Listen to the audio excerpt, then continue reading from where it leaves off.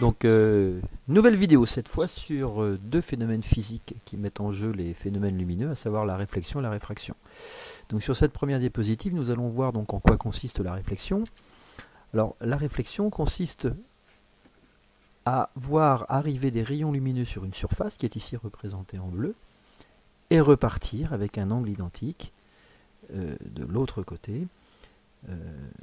C'est ce qu'on appelle le phénomène de réflexion.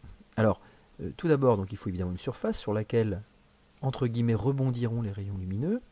Et sur cette surface, on va définir également ce qu'on appelle une normale, c'est-à-dire une droite perpendiculaire à la surface. Alors, elle va être importante, cette normale, parce qu'elle va nous permettre de définir un certain nombre de choses. Nous allons représenter la lumière par un rayon.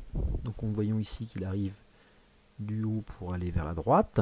Donc, ce rayon qui arrive sur la surface sur laquelle va se réfléchir donc ce rayon est appelé le rayon incident.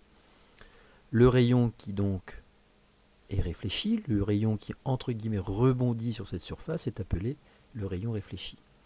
Sur ce schéma, nous pouvons définir ensuite ce qu'on appelle des angles. L'angle I qui est l'angle entre la normale et le rayon incident qui est l'angle d'incidence. Et nous pouvons également définir l'angle I', l'angle entre la normale et le rayon réfléchi, qui est lui l'angle de réflexion. Donc voilà pour la réflexion.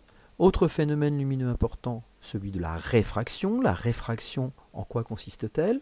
Vous avez une surface, par exemple de l'eau, au-dessus de l'air. Que se passe-t-il lorsqu'un rayon lumineux arrive sur la surface de l'eau, ce rayon lumineux en violet?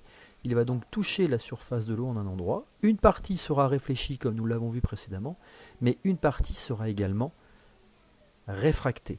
Le rayon qui arrive est appelé le rayon incident, et le rayon qui est dévié, qui rentre dans l'eau, est ce qu'on appelle le rayon réfracté. Vous voyez que ce rayon est bien dévié. C'est pour cela notamment que quand on met un bout de bois dans l'eau et qu'on le regarde au-dessus de l'eau, nous avons l'impression qu'il est cassé.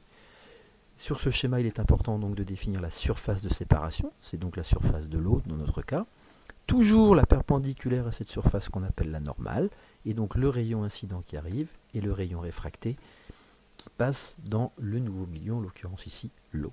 On peut définir sur ce schéma l'angle I qui est donc l'angle d'incidence entre la normale et le rayon incident, et nous pouvons définir également l'angle R qu'on appelle l'angle de réfraction, qui est l'angle entre la normale et le rayon réfracté.